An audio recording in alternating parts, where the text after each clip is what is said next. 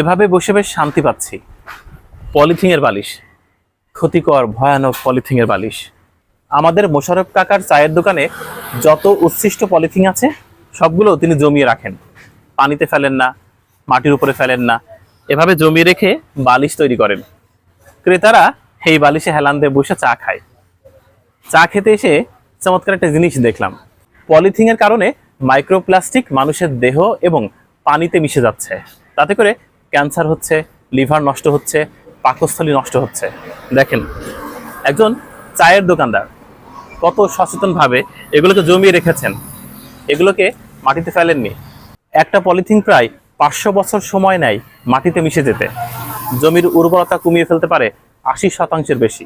এগুলো পুড়িয়ে দিলে বাতাসে অনেক বিষাক্ত গ্যাস মিশে যায়, পানিতে দিলে মাইক্রোপ্লাস্টিক আমাদের দেহে ঢুকে পড়ে। কত ঘটনা ঘটে। আর এভাবে জমিয়ে রাখলে অন্তত ক্রেতারা বসতে পারছে, হেলান দিয়ে বসে সবাই চা খায়। খুব অবাক লেগেছে। আমরা এসে দেখলাম তিনি মাথা দিয়ে ঘুমাচ্ছিলেন। একজন চায়ের দোকানদার হয়ে তার সচেতনতা দেখে খুব অবাক লেগেছে। পলিথিন যেখানে সেখানে ফেলা উচিত নয়। পলিথিন ফেলে বায়ু দূষিত হয়, উর্বর শক্তি নষ্ট হয়, এই কারণে গুছাই রেখেছি। তো এসে বসে হেলান দিয়ে ঘুমায়, হেলান দিয়ে বসে থাকে, জিনিসটা মুলামু আছে, বালিশের মতোই লাগে।